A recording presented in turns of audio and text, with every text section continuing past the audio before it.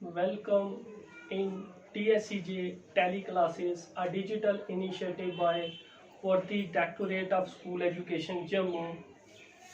Myself, Parampreet Singh, teacher, District Poonch, welcome you all in this session. And today I am going to discuss with you chapter pertaining to biology of class 9, that is natural resources. As far as learning objectives of this module is concerned, dear student, this module is prepared according to the curriculum expectation of your syllabi, and after studying this module, you are able to know what are natural resources, their importance, a broad classification of natural resources, and we take up air as a natural resources. As in your syllabi, you have to study air, water and soil as a natural resources. तो आज हम discuss करने वाले हैं air as a natural resource.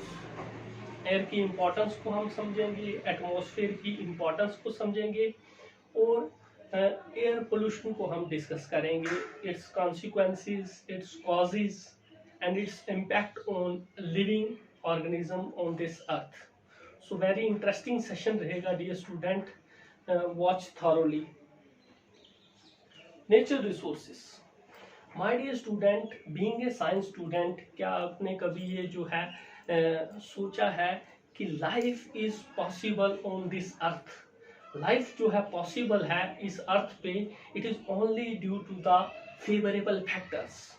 इसमें जो है favourable factors जो है अवेलेबल है, that is why the life is possible on this earth. And what are the factors? These are the resources my dear student, these are the resources. Simple layman language पे resource को क्या कहते हैं? The stock which are available for our need. For example जैसे आपके घर में जो है डेली यूज का मटेरियल है, दैट इज योर रिसोर्स। उसी को कंपैरिजन में लें हम, तो नेचर में जो एलिमेंट्स जो हैं, नेचर में जो स्टॉक पाया जाता है which are favourable for living organism, उसको हम क्या बोलते हैं डियर स्टूडेंट? Natural resources. और लाइफ, जैसे मैंने कहा कि it is possible due to all these resources. इन्हीं रिसोर्सेज की वजह से जो है लाइफ जो है वो पॉसिबल है। फॉर एग्जांपल, जैसे हम ब्रॉडली इसको क्लासिफाई करें तो air, water, soil are the abiotic resources.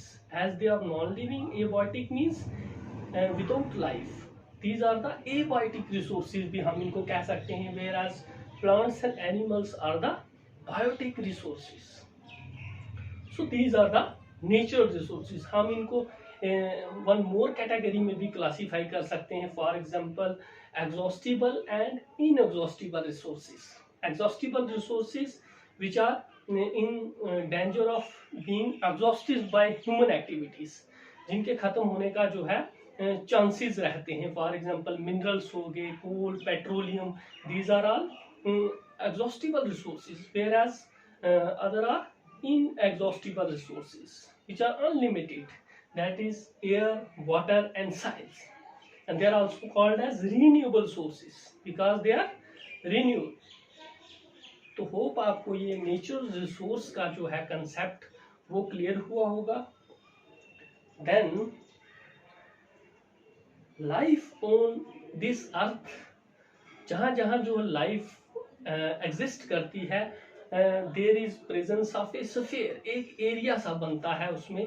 और ये डिफरेंट टर्मिनोलॉजी आपके सिलेबाई में है, तो इनको भी हम गो थ्रू करते हैं। For example the atmosphere. अब एटमॉस्फेयर क्या है dear student? Our earth is surrounded by a gases involve. Gases का एक इन्वल्व है जिसने हमारे अर्थ को सराउंड करके रखा हुआ है, that is called as atmosphere. यहाँ आपको इमेज भी जो है शो हो रही होगी। Then comes the hydrosphere.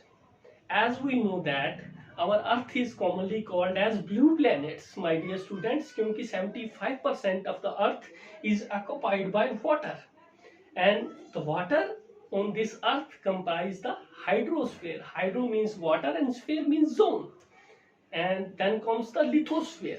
Litho means the solid hard part of the earth, crust बोलते हैं उसको, जहां हम जो है हैबिटेशन है हमारी, all the solid hard part of the अर्थ, उसको क्या बोला जाता है डियर स्टूडेंट, लिथोस्फीयर। और जहां ये तीनों जोन जो है इंटैक्ट कर रहे हैं, यहाँ इमेज में आप देख पा रहे हैं, they constitute the biosphere. Bio means life and sphere means zone. These three Jones interact, जैसे कि हम जो है ऑब्जर्व करते हैं कि पानी में भी एक्वेटिक लाइफ है, एयर में भी जो है लाइफ जो है पॉसिबल है, और लिथोस्फीयर में तो लाइफ पॉसिबल है। सो all these three Jones interact and they form, they constitute the biosphere, that is the living zone. तो ये टर्मिनोलॉजी आपके लिए जो है अंडरस्टैंड करनी बहुत जरूरी है। तो इसमें आप देख पा रहे हैं कि there is interaction between these zones. तो होप आपको ये बेसिक टर्मिनोलॉजी क्लियर हुई होगी। देन द एयर, जैसे मैंने कहा कि एज पर यूर सिलेबस हम आज एयर को टेकअप करेंगे। तो air dear students, air is very essential component, very essential resources for the living beings. Without air या without oxygen, it is impossible for living being to survive on this earth. So as far as the composition की बात करें air की, तो air is a mixture of different gases. The air you feel, although we are not able to see the air, we can feel air. So as far as the composition of this air is concerned, air is a mixture of different gases. अगर by volume हम concentration देखें इसकी, तो nitrogen is the major component of the air. It occupies 78% of the volume. तो ज्यादा concentration किसकी मिलेगी आपको, नाइट्रोजन की। और नॉन रिएक्टिव गैस है, ये मेजर कंपोनेंट है एयर का, और this gas is not readily available for the living organisms. Living organisms को नाइट्रोजन को फिक्स करना पड़ता है। जैसे प्लांट्स के केस में, तो प्लांट्स जो है नाइट्रोजन को फिक्स करके उसको जो है ऑब्जॉर्व करते हैं in the form of nitrate. Then comes the oxygen, 21%। My dear student, this gas is very crucial for survival of living organism on this earth. Without oxygen, जैसे कि हम जानते हैं, we are unable to live. तो oxygen जो है very important है। This is the reason कि अर्थ जो है सपोर्ट करता है life in comparison to other planets. जैसे कि हम जानते हैं there are 8 planets in our universe, but life is possible on this earth only due to this oxygen. Oxygen की इंपॉर्टेंस क्या है? This is a very reactive gas and it also play important role in combustion. जैसे कि आप lower classes में पढ़ते आए हैं कि without oxygen combustion is not possible. Then comes the carbon dioxide. 0.03% of the volume is occupied by the carbon dioxide, and this gas is also very important for the plants. जैसे कि हम जानते हैं कि प्लांट्स जो हैं oxygen carbon dioxide को take up करते हैं and they release oxygen during the photosynthesis process, and rest of the 1% is occupied by the rare gases, argon, xenon, dust particles and the water vapours. उन्होंने जो है occupy किए होते हैं। तो होप आपको ये जो है कंपोजिशन ऑफ एयर जो है ये क्लियर हुआ होगा। Then the regulation of the gases, कि कैसे ये बैलेंस मेंटेन होता है गैसेस का। This is very important topic my dear student. जैसे कि हम जानते हैं कि लिविंग ऑर्गेनिजम्स, जैसे मैंने अभी कहा कि लिविंग ऑर्गेनिज्म नीड ऑक्सीजन।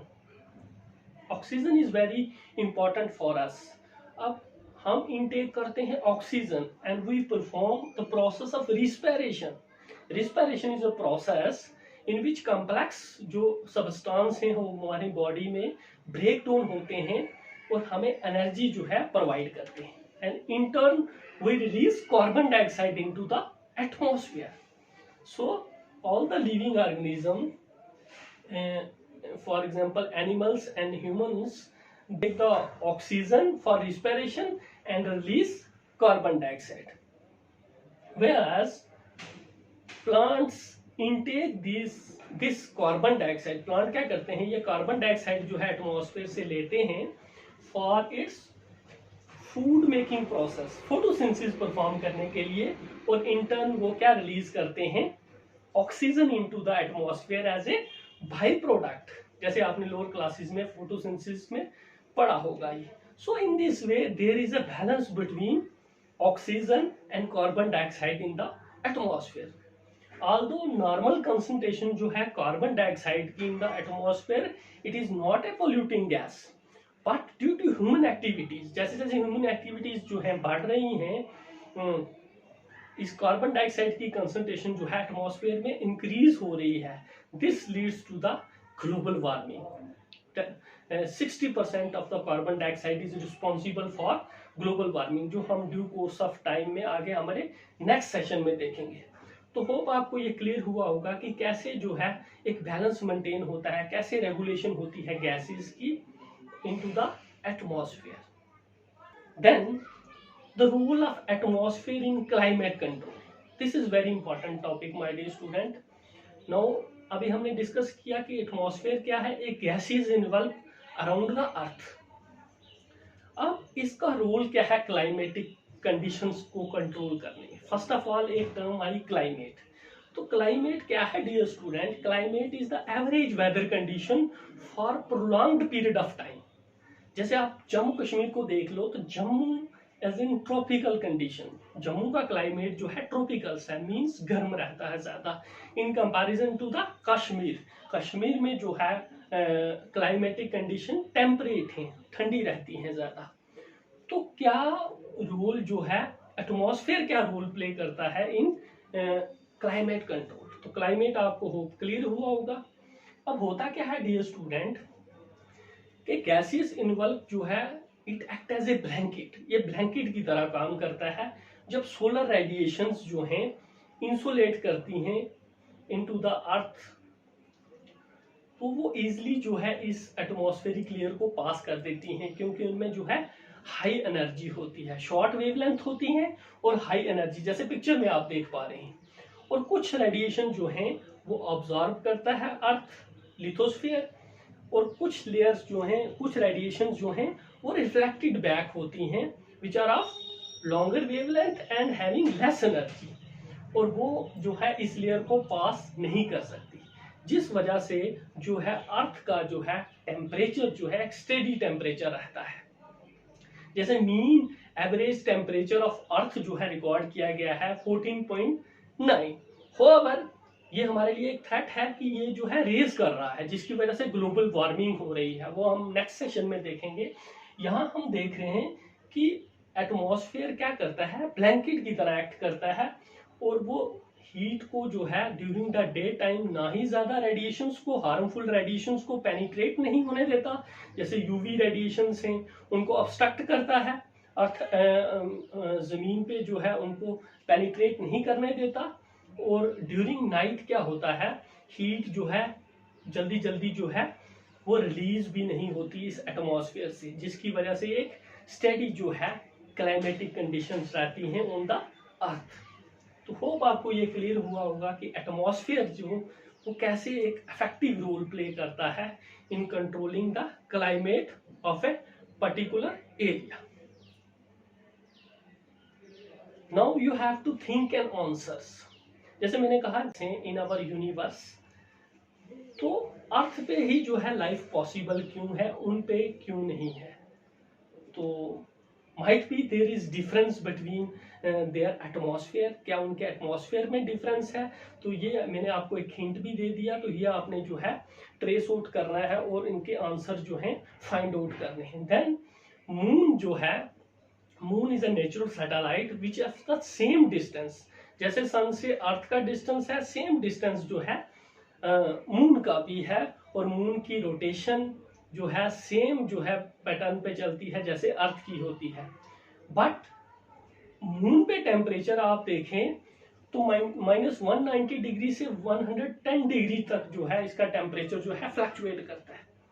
अब क्या रीजन है ये भी आपने फाइंड आउट करना है, क्या उनके जो है एटमॉस्फेयर में डिफरेंसेस हैं, और ये आपने जो है ये आपके लिए एक होम असाइनमेंट है, ये आपने फाइंड आउट करना है कि रीजन क्या है। Then the movement of the air, movement of the air. अब मूवमेंट ऑफ एयर को क्या बोला जाता है डियर स्टूडेंट? विंड। जैसे आप लोअर क्लासेस से पढ़ते आए हैं, the moving air is called as wind. अब ये विंड जो है ये एयर कैसे मूव करती है? डियर स्टूडेंट, एयर की प्रॉपर्टीज होती हैं, air is a bad conductor of heat, और जब भी जो है एयर जो है वार्म होती है तो इट राइजेस, वो ऊपर उठती है गर्म एयर, और उसकी जगह जो है कूल एयर जो है ऑक्यूपाई कर लेती है। This is called as convection. Convection बोलते हैं इसको। अब जब हीट जो है अर्थ पे सोलर रेडिएशंस पड़ती हैं तो वार्म एयर जो है वो राइज करती है, leading to creation of low pressure, और वहां क्या बनता है? लो प्रेशर एरिया बनता है। अब हीट रेज करेगी तो माय डियर स्टूडेंट वहां क्या बनेगा? लो प्रेशर बनेगा। और उसी के कंपैरेटिवली अगर हम सी को लें, जहां वाटर अवेलेबल है, तो वहां जो है हीट जो है वहां एयर जो है कंपैरेटिवली वार्म होगी अर्थ के मुकाबले, जमीन के मुकाबले, और वहां जो है हाई प्रेशर होगा क्योंकि एयर का दबाव होगा। कूल एयर होगी और वहां हाई प्रेशर जो है डेवलप होगा। अब इसके लिए आप एक एक्टिविटी भी डियर स्टूडेंट कर सकते हैं। आप सिंपल एक बकेट में थोड़ा सा वाटर ले लें और उसको सनशाइन में रखें, तो आप ये ऑब्जर्व करेंगे कि जमीन के मुकाबले जो पानी जो है वो देर से गर्म होगा, वो वार्म जो है देर से होगा, जबकि जमीन पे अगर आप बेयर फुटेड उस पर पाँव रखोगे तो आपको हीट ज्यादा महसूस होगी। सेम इज द कंडीशन कि जो है जमीन जो है पानी के मुकाबले जो है जल्दी गर्म होती है और जल्दी ठंडी भी होती है। अब होता क्या है dear student, during day time जब जो है अर्थ पे सोलर रेडिएशंस पड़ती हैं, जैसे मैंने कहा कि वार्म एयर राइज करती है, और जो सी की एयर है वहां जो है लो प्रेशर होता है, और वो कूल एयर जो है ऑक्यूपाई करती है, रन टूवर्ड्स द लैंड, और वो उसकी जगह घेरती है, और ये एक साइकिल जो है कैरी ऑन होने लगता है। और ये ड्यूरिंग डे टाइम होता है, इसलिए हम इसको क्या बोलते हैं? सी ब्रीज भी बोलते हैं, क्योंकि जो है as the wind originate from the sea, क्योंकि सी से ओरिजिनेट हुई है, वहां जो है हाई प्रेशर है, हाई प्रेशर से टूवर्ड्स लो प्रेशर, क्योंकि जमीन गर्म है और उसकी हवा जो है वो रेज करेगी, और इस तरह से जो साइकिल जो है चलती है, और इसको क्या बोलते हैं डियर स्टूडेंट? Sea breeze. अब during the night it is the reverse, reverse हो जाता है। जैसे मैंने कहा कि जमीन जल्दी ठंडी हो जाती है और यहाँ जो है हाई प्रेशर बन जाता है, और सी में जो है एयर जो है कंपेयर टू लैंड वो वार्मर रहती है, और वहां जो है लो प्रेशर रहता है, और यहाँ से जो है विंड ब्लोन करती है फ्रॉम लैंड टू द सी, और डियर स्टूडेंट लैंड ब्रीज। और इस तरह से जो है ये मूवमेंट होती है एयर की, जिसको विंड्स बोलते हैं। तो होप आपको ये लैंड ब्रीज और सी ब्रीज का कंसेप्ट जो है क्लियर हुआ होगा। इसमें एक और कंसेप्ट है कि स्पेसिफिक हीट। तो स्पेसिफिक हीट क्या है? It is the average, it is the energy to raise the temperature by 1 degree Celsius. और स्पेसिफिक हीट जो है सी की जो है ज्यादा होती है इन कंपैरिजन टू लैंड, उसको ज्यादा हीट चाहिए। तो दिस इज, आजकल जो है समर का मौसम है, तो आप कोस्टल एरियाज की तरफ, रिवर्स की तरफ वॉक करते हो माय डियर स्टूडेंट्स, तो आप देखते हो कि आपको ठंडी हवा फील होती है। तो this is the sea breeze या रिवर ब्रीज भी आप कह सकते हैं। अगर रिवर से आ रही है सी ब्रीज तो वो सी ब्रीज है। वो क्यों आ रही है? क्योंकि वहां जो है कूल एयर है, और लैंड के मुकाबले लैंड में जो है गर्म एयर है वो रेज कर रही है, और उसकी जगह जो है वो एयर जो है ऑक्यूपाई कर रही है। तो इसका बेनिफिशियल एस्पेक्ट्स भी है डियर स्टूडेंट, कि जैसे हम देखते हैं कि जो सेलर्स हैं वो भी इस मूवमेंट ऑफ विंड्स को जो है इसका जो है बेनिफिट्स उठाते हैं during the selling, with the currents जो है वो सेल करते हैं। तो होप आपको ये क्लियर हुआ। Then comes the air pollution. जैसे मैंने कहा कि नेचुरल रिसोर्सेज रेडली अवेलेबल हैं for the need of the living organism on this earth, my dear student, but due to our exploitation, due to human activities कहीं ना कहीं जो है हम इन रिसोर्सेज को जो है डिप्लीट कर रहे हैं। And one of the threat, one of the major concern is air pollution. अब एयर पोल्यूशन क्या है dear students? Any undesirable change, कोई भी ऐसा चेंज जो उस क्वालिटी ऑफ एयर को जो है डिस्टर्ब करता है, जिससे वो जो है अनफिट फॉर अस, वो हमारे लिए जो है हार्मफुल हो जाती है, that is called as air pollution. आप अपने नेचर्स में ऑब्जर्व करें, सराउंडिंग्स में ऑब्जर्व करें, there are various factors that cause the air pollution. इसमें एंथ्रोपोजेनिक ह्यूमन एक्टिविटीज भी आती हैं और नेचुरल कॉज भी आते हैं। हम ह्यूमन एक्टिविटीज की बात करें, smoke from our houses, automobiles, आपके सामने यहाँ इमेजेस शो हो रही हैं, burning, old tradition agriculture practices जो हैं, these all release harmful gases into the atmosphere, जो हमारे इस जो है असेंशियल रिसोर्स को जो क्या कर रही हैं, डिप्लीट कर रही हैं। तो it is the need of the hour, that is why this topic is included in your syllabus. Nearly mugging up things doesn't matter, dear student. Being an active member of the society, it is your responsibility. आप ये air pollution को जब पढ़ेंगे तो it is your responsibility that you aware the peoples in your surroundings, कि आप ये activity ना परफॉर्म करें, इससे जो है एयर पोल्यूशन हो रहा है। तो होप आप जो है ऐसा करेंगे नियर फ्यूचर में।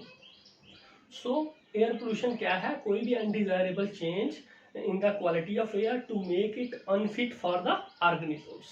So these are the reasons. हम one by one discuss करेंगे इनको। Then comes the air pollutants. Air pollutants क्या है? These are the harmful chemicals. ये gases जो हम रिलीज करते हैं into the atmosphere, उनको क्या बोला जाता है dear student? Pollutants. As they deplete the air quality, तो हम इनको air pollutants भी बोलते हैं। कॉमन एयर पोल्यूटेंट्स क्या है? जैसे मैंने कहा, डस्ट, स्मोक और कुछ हार्मफुल गैसेस जैसे carbon monoxide, sulphur dioxide, nitrogen dioxide, fluorines, chlorines. So all these gases cause the air pollutions. अब पोल्यूटेंट्स को अगर हम डिवाइड करें into two category, that is primary pollutants and secondary pollutants. Primary pollutants क्या हैं? जो pollutants release होते हैं इनटू द एटमॉस्फेयर, जिस फॉर्म में वो प्रोड्यूस होते हैं, जैसे carbon dioxide, carbon monoxide, sulphur dioxide जो रिलीज होती है इनटू द ऑटोमोबाइल्स, तो वो एज इट इज जो है एयर में पाई जाती है, that is the primary pollutants. Whereas the secondary pollutants क्या है डियर स्टूडेंट? कुछ जो है प्राइमरी पोल्यूटेंट्स जब रिएक्ट करते हैं with the oxygen into the atmosphere, और वो स्ट्रॉन्ग जो है हार्मफुल केमिकल्स बनाते हैं, जिनको हम सेकेंडरी पोल्यूटेंट्स कहते हैं।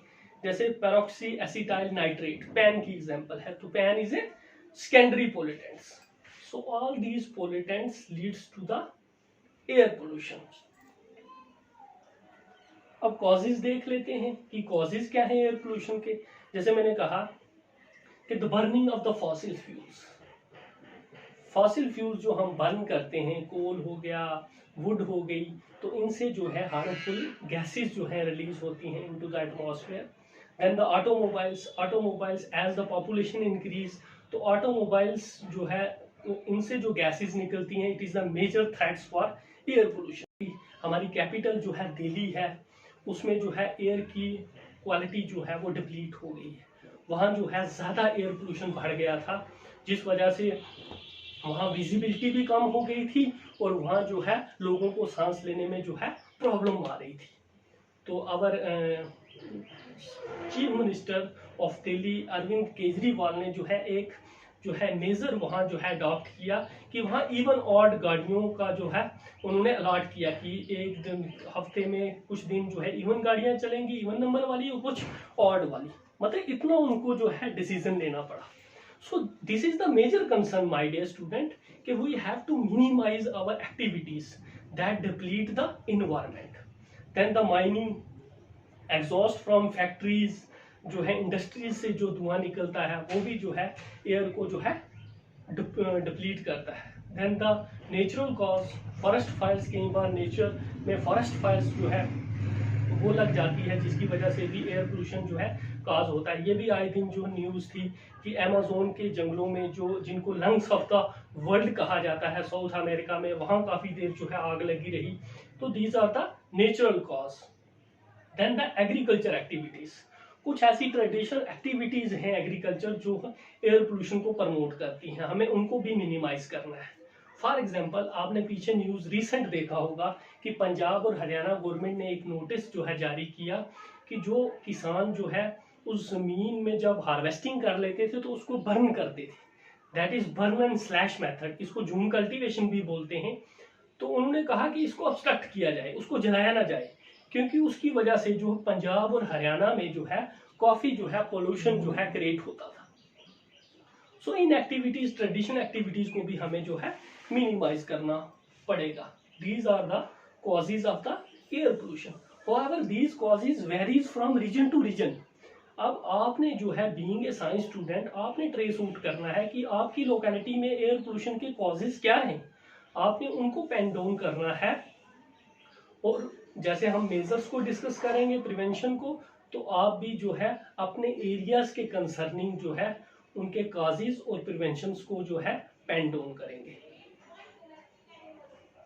एंथ्रोपोजेनिक, जैसे मैन मेड एक्टिविटीज़ मैंने कहा कि ऑटोमोबाइल्स, इंडस्ट्रीज और ये एग्रीकल्चर प्रैक्टिसेस जो है बर्न एंड स्लैश मेथड्स, सो इन सब को हमने जो है मिनिमाइज करना है, क्योंकि ये कंट्रीब्यूट कर रहे हैं in air pollution. Now the effects. Effects क्या है डियर स्टूडेंट? जैसे करें तो जैसे आप जानते ही हैं कि जब पोल्यूटेड गैस, पोल्यूटेड एरियाज में हम जाते हैं तो हमें जो है एलर्जीज कॉज होती है, हमें थ्रोट इन्फेक्शन हो जाती है, स्नीजिंग हो जाती है। और जब हम ज़्यादा प्रोलॉन्ग्ड पोल्यूशन को फेस करें तो this leads to cardiac disease, heart diseases हो जाती हैं, इवन कई लोगों को जो है कैंसर हो जाता है। So these are the ill effects of air pollution on humans. इसी तरह हम फ्लोरा की बात करें, प्लांट्स की बात करें, तो प्लांट्स में जो है नेक्रोसिस हो जाती है, death of the cells, necrosis हो जाती है, yellowing of the leaves, chlorophyll जो है कंटेंट डिप्लीट हो जाता है। सो इस तरह से जो है एयर पोल्यूशन का इफेक्ट है ऑन प्लांट्स एंड एनिमल्स। फिर बात करें हम क्लाइमेट पे, तो क्लाइमेट पे मैंने जैसे कहा कि जितने पोल्यूटेंट्स जो है इंक्रीज होंगे उससे जो है एटमॉस्फेयर में जो है मीन टेम्परेचर अर्थ का बढ़ेगा, जिस वजह से जो है ग्लोबल वार्मिंग हो रही है। आए दिन देख रहे हैं आप जो है टेम्परेचर 55 अबो तक जा रहा है कुछ स्टेट्स में। So this is the ill effect of the air pollution. Atmosphere में जितनी जो है हार्मफुल गैसेस जाएंगी, जिस वजह से जो है इस ग्लोब की जो है वार्मिंग होगी, ग्लोबल वार्मिंग होगी। और देन कुछ जो है हार्मफुल गैसेस जो हम रिलीज करते हैं वो रिएक्ट करती हैं इन द एयर, और वो स्ट्रॉन्ग एसिड, और ड्यूरिंग प्रेसिपिटेशन रेन्स के थ्रू जो है वो नीचे आते हैं एसिड्स, जिनको एसिड रेन्स बोला जाता है। और ये एक सीरियस थ्रेट्स हैं हमारे मॉन्यूमेंट्स के लिए। जैसे आगरा रिफाइनरी के सराउंडिंग्स एरिया में जो है ताजमहल को एक सीरियस थ्रेट्स है इस एसिड रेन से, कि उसके मार्बल जो है उसकी सीनिक ब्यूटी को ये जो है हार्म कर रहा है। और इमेजेस यहाँ आपको सामने दिखाई दे रही है। Most of the northern India में हम ये देखते हैं कि स्मॉग सा बन जाता है, कुछ डस्ट पार्टिकल्स जब जो मॉइस्ट एयर के साथ मिक्स होते हैं वो स्मॉग बनाते हैं, जिसमें विजिबिलिटी काफ़ी लो हो जाती है। अब क्या करें हम? What are the preventions? क्या क्या जो है हमने स्टेप्स करने हैं इसको कम करने में, मिनिमाइज करने में, या इसको प्रिवेंट करने में? सबसे पहले डियर स्टूडेंट्स, हमें फॉसिल फ्यूल्स जो है, बर्निंग ऑफ फॉसिल फ्यूल को मिनिमाइज करना पड़ेगा in order to lessen the harmful gases into the atmosphere. उनको कम करना पड़ेगा। उसके लिए हमें अल्टरनेट सोर्सेज की तरफ जो है स्विच होना पड़ेगा। For example non conventional resource of energy, जैसे क्लीनर फ्यूल जो है CNG, कंप्रेस नेचुरल गैस का यूज करें हम बजाय डीजल और पेट्रोल के। ये एक वन ऑफ द फैक्टर है जो एयर पोल्यूशन को जो है मिनिमाइज कर सकता है। Then comes plantation. जितनी हो सके हम प्लांटेशन करें, क्योंकि प्लांटेशन से जो है एयर पोल्यूशन की कंसंट्रेशन जो है वो डिक्रीज होती है। इसीलिए कहते हैं कि एवरी ह्यूमन बीइंग उसको जो है प्लांटेशन जो है ज़रूर करनी चाहिए। फिर जितना हो सके शॉर्टर डिस्टेंस के लिए आप व्हीकल्स को अवॉइड करें। जैसे मैंने कहा अल्टरनेट सोर्स ऑफ जो है एनर्जी फॉर सस्टेनेबल डेवलपमेंट आप जो है यूज़ करें, फॉसिल फ्यूल्स को मिनिमाइज करें, क्योंकि कहीं ना कहीं जो हमने इसके कॉज देखे तो कॉज में क्लियरली रिफ्लेक्ट हो रहा है कि it is the burning of the fossil fuels in industries, factories and in automobiles which release the harmful gases into the atmosphere, जिसकी वजह से एयर की जो है क्वालिटी डिप्लीट हो रही है और इट रिजल्टिंग एयर पोल्यूशन। तो होप आपको ये प्रिवेंशन भी क्लियर हुआ होंगे। As far as your assignment is concern, assignment क्या रहेगी डियर स्टूडेंट, जैसे मैंने कहा कि you have to trace out the causes of air pollution in your locality. आपने अपने एरिया में देखना है कि हमारे एरियाज में एयर पोल्यूशन के क्या क्या कॉजेज हैं। वो कुछ भी हो सकते हैं, वो हाउस होल्ड पोल्यूशन भी हो सकता है, ऑटोमोबाइल से भी हो सकता है, या नेचुरल कॉज कोई फॉरेस्ट फायर से भी हो सकता है। तो वो आपने पेन डाउन करने हैं and you have to mention the prevention कि कैसे हमने जो है उस एयर पोल्यूशन से जो है उसको मिनिमाइज करना है। इससे क्या होगा dear student, many of the environmental problems जो हैं वो सॉल्व हो जाएंगी आपके लेवल से ही, because you are the builder of the nation. Being a active member of the society it is your responsibility. ये हमारे कॉन्स्टिट्यूशन में है, we have to develop scientific temper for the upliftment of the nation. तो ऐसे जो है आपने अपनी स्टडी को कोरिलेट करना है with the day to day life. So stay blessed, stay happy.